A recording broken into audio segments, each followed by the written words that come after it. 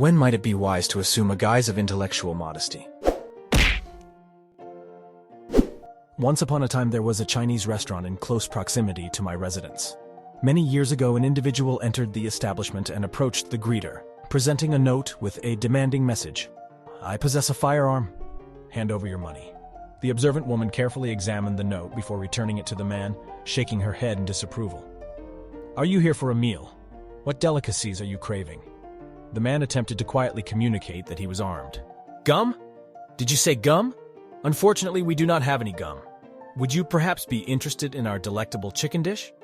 While the greeter was engaged in conversation with the individual, one of the chefs in the kitchen quickly grasped the situation and promptly contacted the authorities. It is worth noting that the greeter possessed impeccable English speaking skills. When you possess extensive knowledge about a particular subject and encounter someone offering misguided advice pertaining to that very topic, it can be quite taxing to engage in a prolonged discussion attempting to enlighten them about their misconceptions. Finishing up med school, so I know a few things about the human body. Not going to spend my day telling my barista that weed doesn't cure cancer just because he saw a YouTube video that said otherwise. Just nod and agree. Just nod and agree. I once came across an amusing anecdote involving a Chinese-Australian youngster who found himself in a bit of a predicament for not possessing a valid train ticket. When approached by the ticket inspector, he cleverly adopted a comically exaggerated, "Wah, I no understand" impression, imitating an ignorant Asian migrant accent. Amusingly, the inspector eventually relented and simply explained the rules to him, reminding him to have a ticket on future journeys. As soon as the inspector departed, the young lad turned to his friends and, with impeccable Australian diction, exclaimed, "Bloody hell, I absolutely adore being Asian." I feel like it can be useful. If you intentionally lower someone's expectations of you, then you may have more options available to you later, depending on the situation, of course. Slightly related, isn't there an old proverb that's like, "It's better to keep your mouth shut and be thought a fool than to open it and remove all doubt"? When your former employer is getting audited by the IRS and you're just a cashier at the car wash. When you find a coworker's mistake at work. If you tell them it's wrong, many people automatically get defensive. If you say you don't understand why they did something the way they did, they can find the mistake themselves. Also, if there is no mistake, it won't blow up in your face. When I was in college, I got a job at Sam's and they told me I was in electronics because I knew computers. Later, my manager chewed me for not zoning everywhere on my side of the store. Pretty soon, I lost all my computer knowledge and became a drooling idiot that just put boxes on shelves. If you get a job in retail, any extra skill you have is just a liability without extra compensation and you get use for it. In many negotiations, the ignorant person will come out ahead. Stupid questions take time and can wear an adversary down. I've asked a car salesman, "How much do I save if you take out the sunroof because I don't want it?" Of course he thought I was an idiot, but the next thing you know, the value of the sunroof is being deducted from the price. On a larger scale, the Russians have historically used this tactic when negotiating things like treaties. They've often pulled the language card.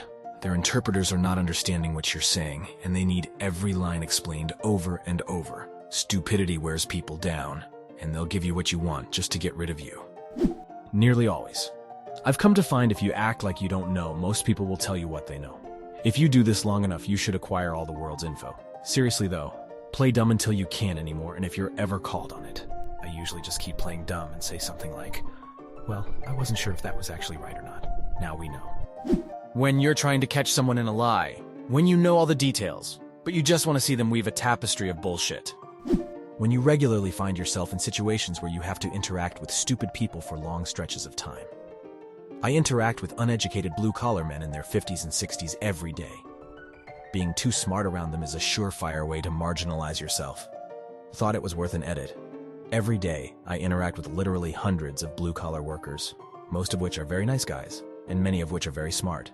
But the guys I most regularly interact with are definitely not doing any mental heavy lifting. I'm not judging them, that's just the way it is. They were hired as industrial laborers, and many of the older ones only needed a grade 9 education to qualify for the job when they were hired back in the 90s. As a woman, I completely pretend I know nothing about technology or money when a salesman comes to the door. Sadly, my husband takes care of that and is out of town for a month. Is an easier way to get rid of them than I don't want it. When the cops show up at a house party, "Who lives here?" I don't know. Who broke this bottle in the street? Huh, no idea. Where are the drugs? Drugs? What drugs? Who drives the 2005 Camry out front? Beats me. I have a teacher who tells the story of his stoner friend from high school. He went to the same school I'm at now, which is a private Catholic school. They take drugs pretty seriously and expel students for them. So this stoner buddy, call him John, had started selling drugs, and the administration caught on. The dean of students at the time checked this guy's locker and found weed in it. He was called in the next day and told, "I know you have weed in your locker because I already checked. Just tell me the name of who you sold to and I'll lighten the punishment." Well, he tells the dean a list of 3 or 4 guys that were all caught already and waiting outside.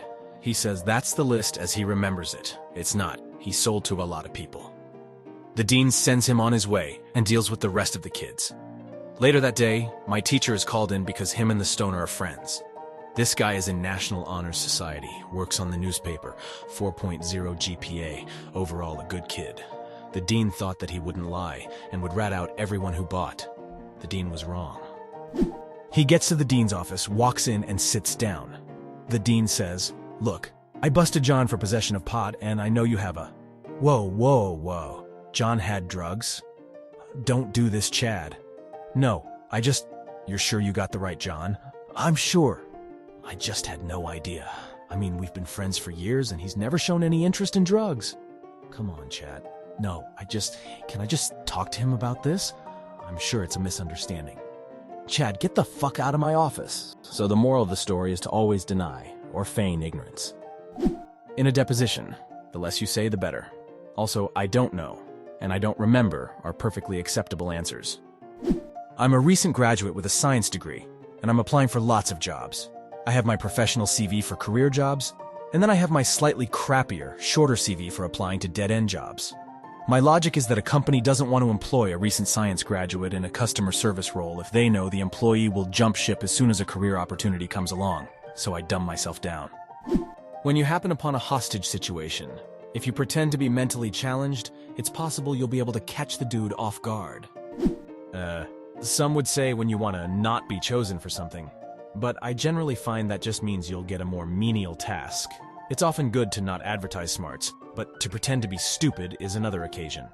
Best case I can think of is when you're busted doing something you know is wrong, but you'd rather get nailed for being ignorant of the rules than willfully breaking them. When starting a new job, it varies from job to job, but generally speaking, it takes time to learn the ropes. As soon as you act like you know what's going on, people will stop helping you and begin to expect more out of you. When I was younger, my tendency was to dive in head first, with a gung-ho attitude. Oh, let me do it. I can handle it. I'm a bit more reserved these days. Unless I know that I can knock it out of the park, I don't step up. Hey, thanks for checking out the video. We've got plenty more awesome content on our channel, so be sure to stick around. And don't forget to hit that subscribe button so you never miss out on our latest videos. Looking forward to seeing you again soon.